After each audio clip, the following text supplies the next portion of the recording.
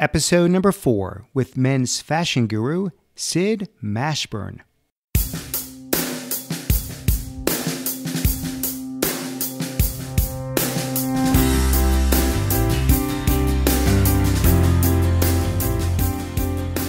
Welcome to The Art of Excellence, a show about people doing extraordinary things in their lives.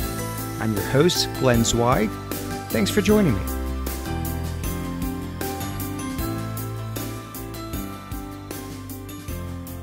My guest today is Sid Mashburn. Sid is the founder, co-owner of Sid Mashburn and Mashburn, both clothing stores, men and women respectively. Today they have about 11 stores, 135 employees, and continue to expand every year. Sid has recently been named, both by Esquire and GQ magazine, as one of the best menswear shops in America. Sid, it is my pleasure to welcome you to the show. Thank you. Thank you, Glenn. When you hear that you've been named one of the best menswear shops in America, not Atlanta, not the South, but the entire country, how does that feel? Fantastic. I mean, it really is a testimony to a lot of years of hard work and having the right people in place that came alongside of us to help us do what we wanted to do, which really kind of our thesis is how do we, or one of our theses is that how do we really connect with people and share with people? Because everybody that we run into out there is looking for a connection. And sometimes it's as cliche as that Cheers song. You know, you want to go to a place where everybody knows your name, and that's true. So we've been fortunate to really get a lot of people that work with us that feel the same way. So when you walk into our stores, hopefully it feels like you're walking into someone's home. And in this case, hopefully Ann's and mine and the people that work for us, our home. And hopefully we will treat you accordingly. So one of the first things we do is we try to hug them with our eyes, because sometimes we can't quite get to them.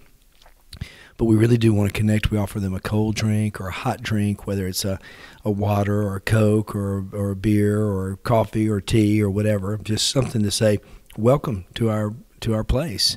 And we don't ask them, what can we help you find today? Unless there's a sense that the person, you can kind of sense in the person that they're in a hurry.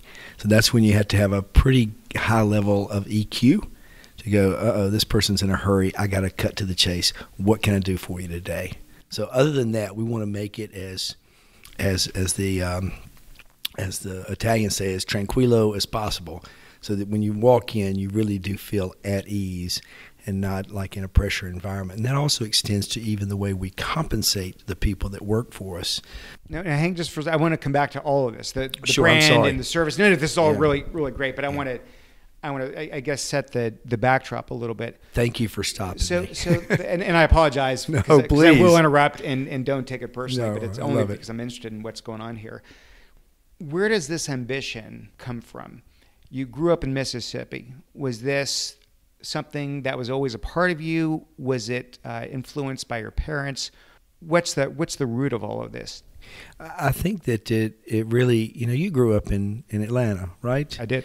I think the red thread that connects Atlanta to Mississippi and across the South, really that sort of arc, I would argue that maybe from Virginia down to Texas, that it's the band of hospitality. So there is something in our nature, I think, feels fairly inherent, that we like to take care of people. And so I grew up in an environment where if someone was stopped on the side of the road, you stopped to say, hey, you need a hand. Or if you saw someone, a neighbor in need, or anybody, you always kind of reached out to say, how can I help you up, or how can I help you out here? And so funny enough, though, my family on my mother's side they were merchants. They had a dry goods store, they had an apparel store, and they had a dry goods store, a hardware store, and an implement store, and a furniture store. They basically had all the stores in the small town in Mississippi. Well, and it was in different towns because they were all tiny, agricultural communities. And then my dad's parents were in the food business. They had a cafe. The DNA strain is stronger than you realize as to what, and maybe not DNA, but just sort of inherently, where do you go with your vocation? There's more of a tie to your parents and your forefathers than you realize sometimes. So I grew up in that environment. Sports and music and clothing defined your childhood. So the sports, I get. Yes. The music, I think people can relate to. Sure. But you lost me at clothing. So tell me about this. What's behind It's clothing? a great question. It's a great question. Just one thing is the sports, because the neighborhood was built around sports. Because as you grew up, the 9-year-old that lived across the creek from you, and the 11-year-old that lived down the street, and the 5-year-old that lived, on the cul-de-sac, you hung out in the neighborhood. So you were always playing ball or catching crawdads or something like that. So there was always this neighborly feel to all that. But I was an outlier in that group because I loved clothes. And I had an older brother who was about 11, maybe 12 years older than me. And I had 2 older sisters who were 9 and 13 or 14 years older than me. And they all were into clothes. And my grandmother was running this dry goods store. And so one of my sisters would work there. But my brother was always super turned out. Loved his clothes and was really into them. And, at that time also, TV was a pretty big part of life. So between watching Robert Conrad on the Wild Wild West and what's his name, the other guy, Artemis Pyle. Anyway, Sidney Poitier and To Sir With Love, and In the Heat of the Night. And then also Dick Van Dyke on the Dick Van Dyke Show. Those guys I was like, those are cool dressers. My parents were into clothes too, so it just was around. You get through college, you go to New York, and you get your first apprenticeship learning how to design. And you're going to go on to J. Crew, to Ralph Lauren, to Lands' End, to Hilfiger. I mean, you've been with every top retail and fashion brand there is. Question I have is, you specifically chose the design route. You didn't go marketing, you didn't go operations, you didn't go finance, all of which, of course, are important to building a company. Why design? What was behind that decision? Well, first of all, Glenn, let me point out you've tapped into something that is unfortunately a misunderstood piece of the clothing business. In the clothing business, everybody thinks everything's about design, and it's not. It is about those other things you mentioned. Excuse me, whether it's finance, whether it's merchandising, whether it's supply chain management. I mean, it's a business like any other business. It just happens to have a massive piece of which depends on the creative outlet. When I was 9 years old, I asked my sister to get me a pair of green pants and some beads to wear. I'm 9 years old. This is 1970. It's like I always was drawn to what could I do to my look. And so even in middle school, I had my mother tapering my pants because the pant legs were too big. So I'd say, Mom, I want to get them down tighter. And she was all game. She was a great seamstress, and so she would do that for me. And then I was also getting shirts. And my first job, actually no, not my first job. My second job was working in a men's clothing store. As soon as I got my driver's license, which, as you know, used to be a massive passage for young guys. One of the reasons I wanted to get the driver's license is so I could go work in this men's store. So I just loved the idea of taking clothes and also not just wearing them the way they came to me, but then playing with them. And so it became a little bit of an outlet for me. So, maybe this is overstating or gilding the lily, but the book Outliers, where it talks about the 10,000 times that you go through something, I'd been through a lot of wardrobe changes. I'd tried every look out there. I mean, if you see the look of my pledge class when I went to Ole Miss, I looked like the biggest fool you've ever seen. I had some outfit from GQ, and I thought it was cool, but it was so bad.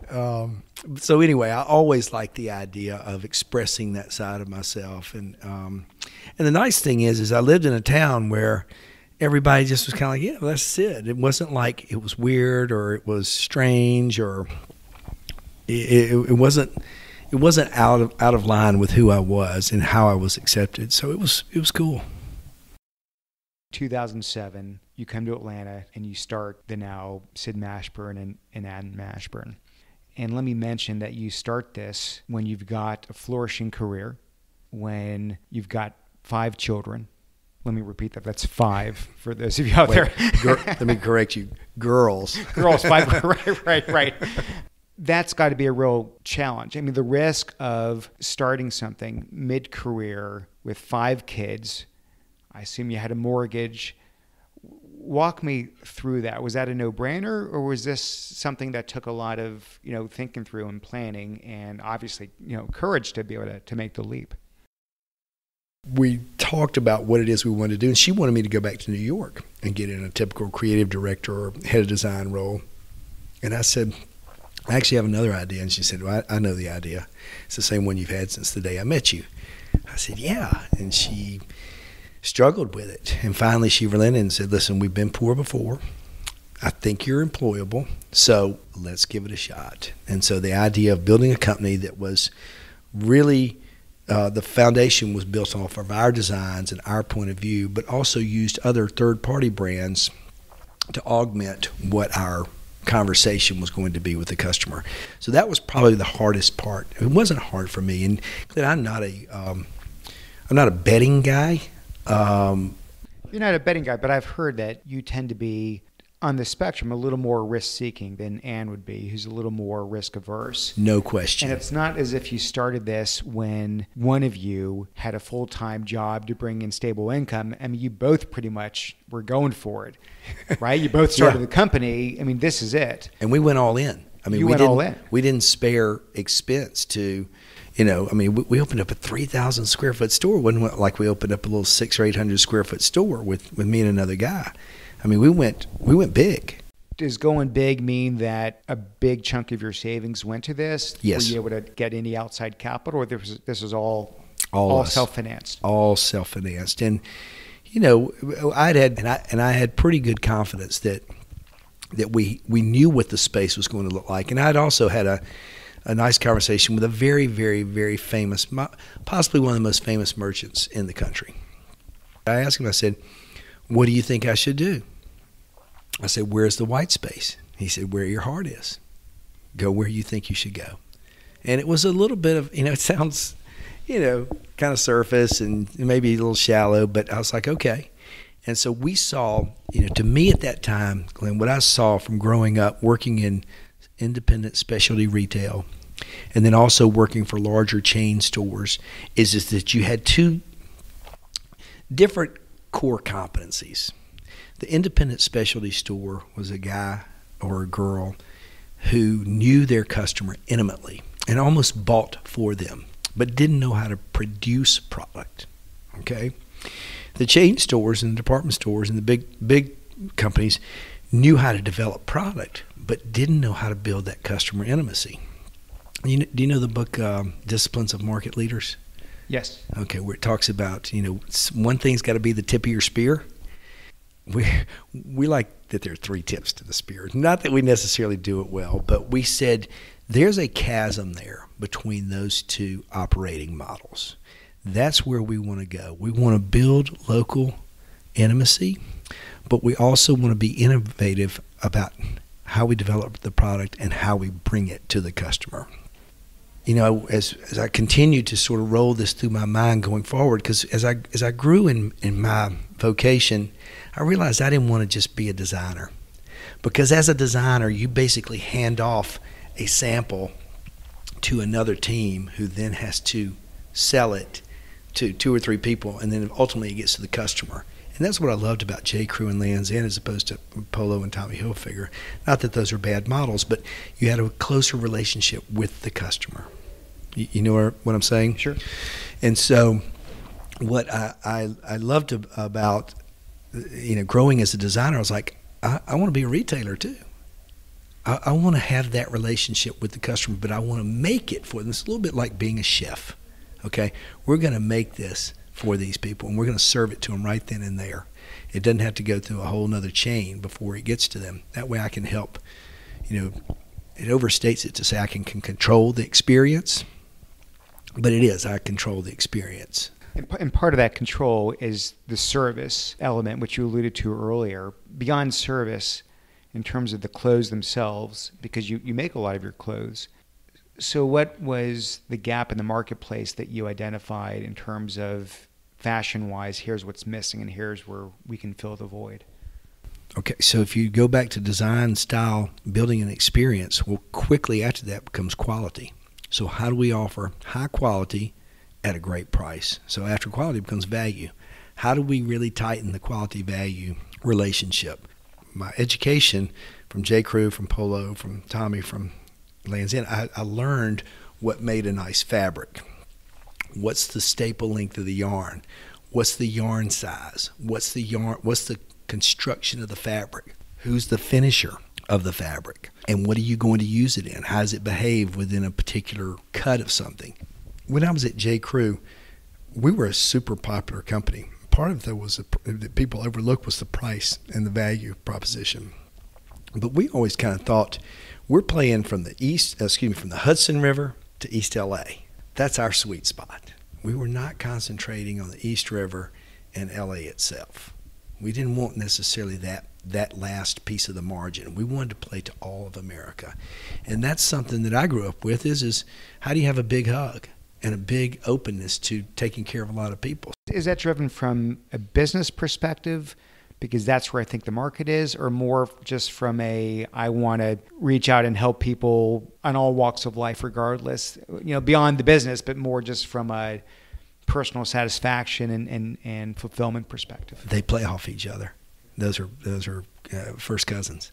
Because what's interesting about it is when we wrote the business, or I say we, when Ann and even Elizabeth and I helped write the business plan, the narrative included that we're not going to have a demographic. Okay, so today our youngest customer ever is 11, our oldest customer is 87. Okay, we sell Levi's jeans for $65 a pair. We sell handmade suits. We've sold one for over $10,000. Now, if you just say those two things, it sounds disparate, but when you see them in our mix and start to understand how they play together, you're like, this is cool. You're saying everybody's welcome here. And it's a very unusual model. If you walk into Saks Fifth Avenue, you're not going to find $65 jeans. You're not, and if you go the opposite spectrum, you walk into Men's Warehouse and you're not going to find the $10,000 suit. So you're trying to work across the entire spectrum. That's exactly right. First of all, it's more democratic, it's more egalitarian, it's more populistic, but also it's more fun. And also it lessens your business exposure. Okay? So if people are not so good on the lower end and guys on the higher end have money, you're taking care of them, and vice versa. And ultimately it's about fun and being a good neighbor, because I had a guy come in the store one time who was to call him a chicken farmer is maybe a little denigrating, but he's a chicken guy. And he could have bought and sold all of our business today 10 times. He's a very well-to-do chicken farmer. And so he came into our store and there was a Brunello. Do you know Brunello Cucinelli? Yes. Brunello Cucinelli. I had a down vest in there, wool cashmere down. It's very high end. It's super high end. And I had a wool cashmere vest in there, and it was very, very expensive. And he went to turn the price tag over. Give us a number. It was $1,800, which for what it was for Brunello Cucinelli, it was right in their sweet spot. But when I saw him turn that price tag over, I was like, oh my goodness. My stomach turned, because I knew he was going to respond by going, a down vest is $1,800. And, between the fabric, between the quality, between the branding, everything, it worked for Cucinelli. But for us, we said, you know what, at that point, everything, we're going to pull back and make sure that everything we have is a value proposition. So the $10,000 suit, the reason it's a $10,000 suit is because the fabric, because of the make, because it's what we call tutto a mano, which is completely handmade. So every seam, every stitch on the suit is done by hand, except for the long seam on the back of the jacket and on the inseam and outseam of the trousers. Completely made by hand. So it takes a long time. So we talked about service, we talked about quality. It's hard to convey, but I'd like to try the experience when you walk in the store. Beyond the service, which is great, You've got animals hanging out of the walls. You've got music blasting at a pretty decent volume. Tailors, you can see when you walk in, they're not hidden away in the back room or downstairs. So walk us through what you were trying to create with the store aesthetic, which is pretty unique. If you walk in the Atlanta store in particular, it feels a little clubbish, okay? But the important thing is that we wanted to the feeling of the store, the look of it, to have a little bit of an older vibe, but also a little bit of a loose vibe to it. So even though you've got these black fixtures, it's got seagrass on the floor, which already makes it a little more casualized. And then we have a lot of Dury rugs and thrown around to kind of, and they're torn and tattered, and they have a little personality to them. And we like the taxidermy pieces, and we just put a lot of things in the store. There are a lot of books around, so it's things that are kind of touchstones for us that we enjoy. We don't really do visual merchandising per se, but one of the other things we like to expound on is that we want our shop to feel like a frat that everybody gets a bid to. Okay? This is for every man, and that we really, really, really, really want to lean on the sense that anybody can be our customer. If you like what we do, anybody can shop there. And that also goes back to something I was going to say earlier. We don't pay any commission to the guys that work in our shop. They're not incented to work with a particular customer when they walk in the door. They're incented to help whoever walks through the door. Whether they need a pair of pants that they bought at Men's Warehouse, hemmed, or if they need a pair of jeans repaired, we're open to almost anything as far as helping people. This service component, this customer intimacy, is a really critical part of this DNA. Is this something that had been percolating your whole life, and finally here it was, this is the manifestation? Has it evolved over time as you started out and you got customer feedback? Because I assume the success you have today wasn't there day one. So were there any bumps in the road to get here, figuring out, or was it, gosh, this has been so many years planning in your head and in your heart that by the time it came to fruition, everything was laid out exactly according to plan? That's an excellent question. The social and visual aspect of the stores have been there since day one, and the way we go to market has been there. The way we run the business has changed because obviously over the course of years, you have to tighten it up. And you really have to say, you have to put some protocols in place that it's easy for other people to follow and to go along with. When we started, we had 3 people. Today we got 135 people. So you have to tighten up. And we kind of joke that we're a little bit like James Brown. We like to appear loose, but we like to be tight. So and one of the ways we did that, Glenn, which we love, and I think the company really loves, is as we grew, we had to kind of move away from the oral tradition of passing everything along by just telling guys. So we built something called a culture kit. And the culture kit really espouses what our core values are. And our core values are hopefulness and helpfulness, which is the first 2 things we found when we came to Atlanta. And the other things is humility, because, when a guy comes out of the dressing room, one of your first moves is to drop down on your knees immediately and turn his pants up so he doesn't feel or appear to look goofy, because it's an awkward moment when he comes out and his pants are turned up with big cuffs. So we want to try to make it as easy as possible for the customer. And the combination of all that leads to honor. So between laying out those core the core principles of what it is we do and like to aspire to, we also talk in there about, what is it about serving that's important? We think serving is cool. I mean, there's nothing cooler than taking care of people, really. I mean, I know that sounds, you could probably find that in 50 books, but, like the old saying goes, is we're here to serve, not to be served. So that's paramount to us, is making sure someone feels comfortable in their own skin, because clothes can be daunting, especially when you walk into our store the first time. You're kind of like, well, this place looks kind of serious, and you see action going on and there's movement going around. It can be a little intimidating. So we're trying to do everything we can to dial back the intimidation factor. And that's why the music's going. That's why you get a cold or a hot drink. That's why we try to make you feel, as welcome as possible so that we can dial that back. And on that note, I've heard you say that we're essentially in the hospitality business. So you tend not to benchmark against other retailers as much as restaurants and hotels, I assume. Are there any particular companies, brands that you look at and you say they've got it right, and to some degree you aspire to be that same level of service and customer intimacy? We look back at all those independent specialty stores that I kind of alluded to early on that I grew up around, because you can go into a small town and find them. Even William King up in Bristol, Tennessee, or George Bass down in New Orleans, Louisiana. You walk in those places, those guys make you feel like a king. In the restaurant business, Danny Meyer is outstanding.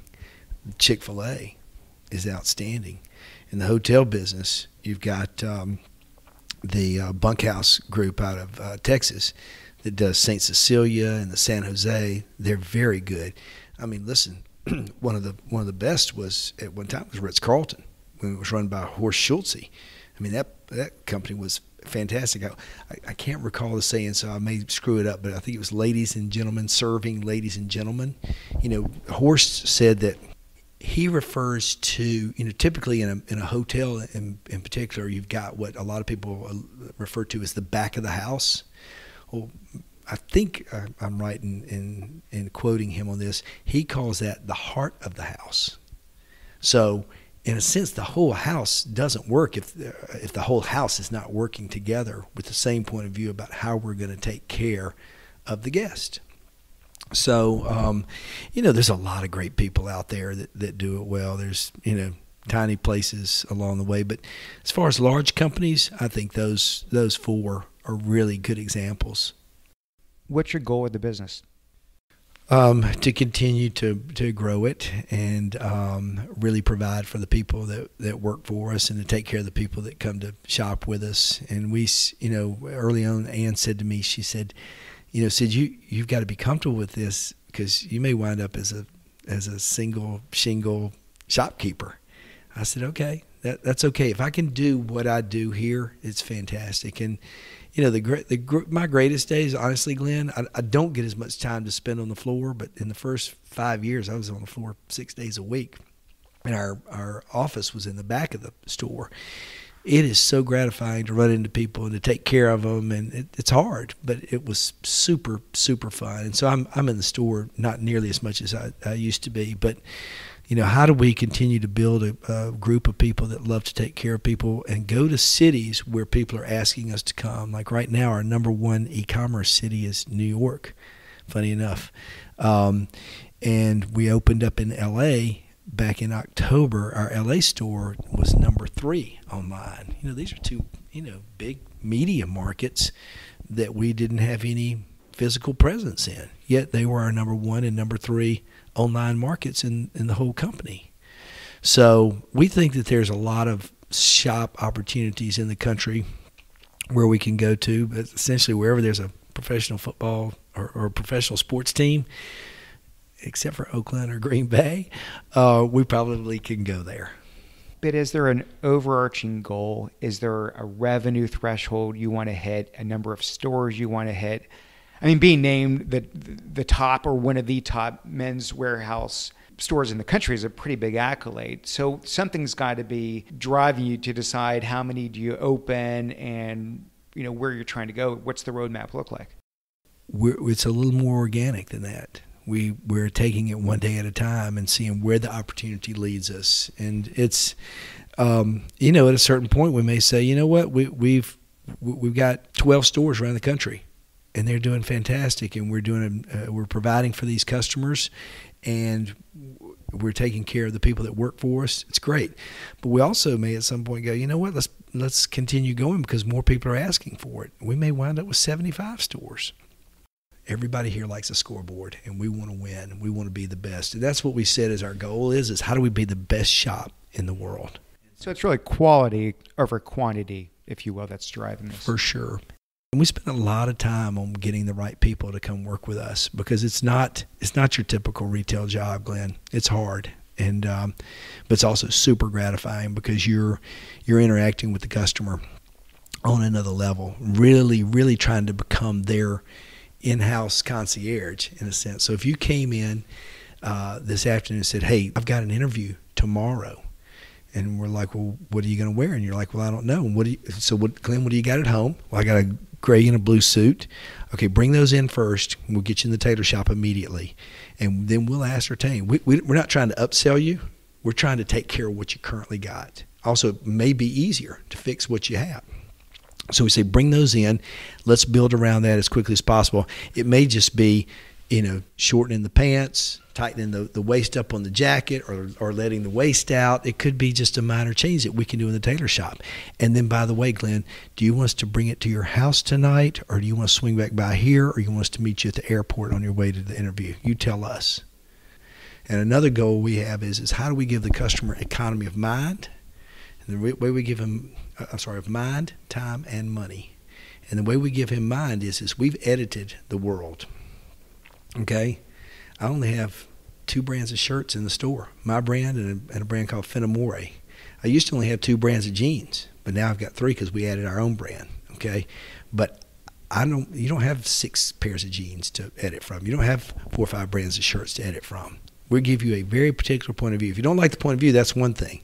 But if you appreciate the point of view, you're going to find everything you have or need right here. So economy of mind is we've edited. The economy of time is we want to get you in and out as quickly as possible. Some guys like to think of it as their third place. Some guys just want to get some pants and get the heck out of there because they got better things to do. They either want to spend time with their kids, they got to get back to work, they want to go play golf, they want to go on a trip, whatever they want to do. And then finally, economy of money, because we're a quasi-vertical company. So this suit that I've got on here, I've sourced the fabric, I've sourced the inner linings, I've sourced the trim, the felt undercollar, the lining for the jacket, and we've even personally built the canvases ourselves. So we go to the canvas factory, which the canvas is essentially the exoskeleton for the jacket.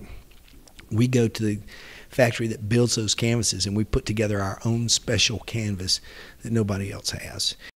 We like to control the ingredients that go into our product, but then we don't wholesale it, so we bring it directly to the customer. So you basically have a direct selling relationship.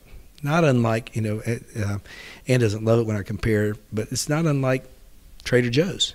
Trader Joe's is a pretty good company where you get high quality product because it's vertical at a great price. Love Trader Joe's. Oh my goodness. It's my favorite place. I could move into Trader Joe's. I could too. I'm going to talk about daily habits. How do you start your day? How do you end your day? I start the day out by waking up and going, what is today? Where am I? And then I will find time to pray and to read, and I do that with Ann.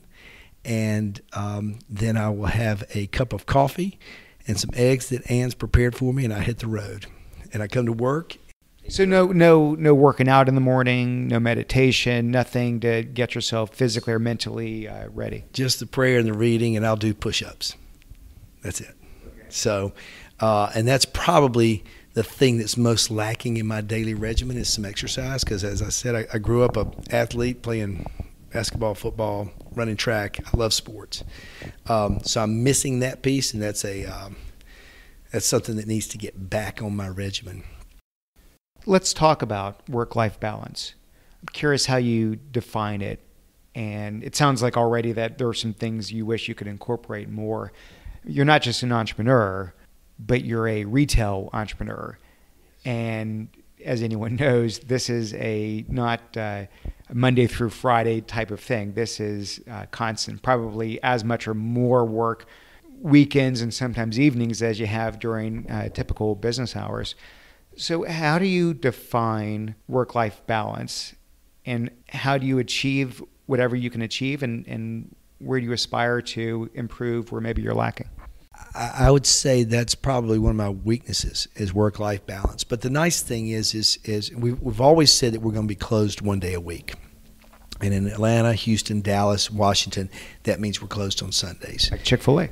Chick-fil-A. And then in Los Angeles, we're closed on Mondays because that's the lightest day in the shopping center. Sunday's a very busy day. So we want to be respectful to our real estate partners, but at the same time, we want them to be respectful for us to understand that we want one day off for everybody, because it's just it's also a nice, for me, it's a nice message to the customer that we're not after every last dollar also, that we've got to rest a day. You got to sharpen your axe. There's some enforcement about my work-life balance based off of just when we're open and when we're not open. Outside of that, I've got to put exercise back at the forefront, because I'm 55 years old. I'm not getting younger. I'm in decent shape, but not very good shape. So I've got to change that. And I'd say the only other thing is how do I, the way I try to organize life is God, others, myself. If I put God first and then others next, and then find time for me, I'm okay. Unfortunately, my family kind of falls in the yourself category too often, because I consider them mine. So I've got to, really, find time to give back to them. And so we're a very close family. Like I said, everybody's living at home right now, and we've got girls from 16 to 26. That's a business in itself. That is a business in itself. But the other thing is my avocation is my vocation. Okay, so I'm not a guy who wants to go out and play golf. I like to squeeze in some tennis, or some basketball or football. But I'm not going to spend a whole day going to play golf. And that's not a slight against guys that do that. I wish I could sometimes, but really, I love doing what I do. So it's either being here or being with my family where I spend most of my time. So you look back over all these successes you've had, who would you say has been the greatest influence in your life? God and Ann, and then my parents. Any regrets? Yeah, I think probably sometimes working too much. It really can. Because I love it so much, it can become a mistress in itself. And I'm not in an extreme way, but in a way where it really, you go, let me dial this back a little bit. And it's a little bit of it's just self-control, Glenn. I mean, it's just like, I'm just going to, because the work will be here tomorrow, okay? Sometimes it's just like, let me put my pen down, put my tape measure down, and go home. I mean, the reality is fulfilling work can be an addiction, both in the positive sense and in the negative sense. No question. Too far. No question. So if the Sid Mashburn of today could hop in the proverbial time machine, go back 30 some odd years, and give the recently graduated 20-something Sid some advice, what would it be? Listen more. It's like the old saying, you have two ears and one mouth, so you should listen twice as much as you talk. And I probably would have respected and loved on the people that were my mentors a little bit more. That's probably another regret in a way, is really not letting people understand what a influence they had on my life along the way. Going back to pee-wee football coaches, to school teachers, to friends, to just people along the way that have been an influence on my life. I've been very, very, very fortunate to have met some awesome people. What do you say to someone, they're in their 30s, their 40s, they've got their thriving career, they're doing well financially, they've got a family, but they're not hitting on all cylinders because there's something missing. They have a burning desire to start something, to do something, but can't get over the fear, the risk that entails, the possibility of losing money, of possibly hurting their pride, their dignity. You did it, and you've overcome the obstacles, and now you've got, knock on wood, a thriving business that keeps growing. What do you say to that person that can't get over that hump? One of the fortunate things about my path to getting here is that every decision I ever made was informed by seeking the counsel of others, in particular my wife. And it was super important. And also friends that would say, Sid, that's crazy, don't do that, or Sid, yes, do that. And that doesn't mean I followed their advice, but Ann's advice I always had to follow. Not that I had to, but I needed to for us and for the nature of our relationship. If your wife has said okay, or if your husband has said okay, and your heart tells you it's okay, and you've done the due diligence to understand that there's an opportunity there, I'd say you got to push through. Because if you don't push through, you'll have regret. And I'm sure you know, Glenn, is that the currency of encouragement spends longer than the cash. You've got to have that encouragement along the way. We'll end on that note. Sid, this has been incredibly informative. You're an inspiration, very successful in all walks of life. Thanks so much for being part of this. Thank you, Glenn. Enjoyed it very much. Okay. Hey, thanks for listening. I hope you enjoyed that as much as I did. You can subscribe to the show at iTunes, Stitcher, and theartofexcellence.com. I've got one small favor to ask. If you like the show, please take a minute and leave us a review on iTunes. I would really appreciate that. I'll see you next time.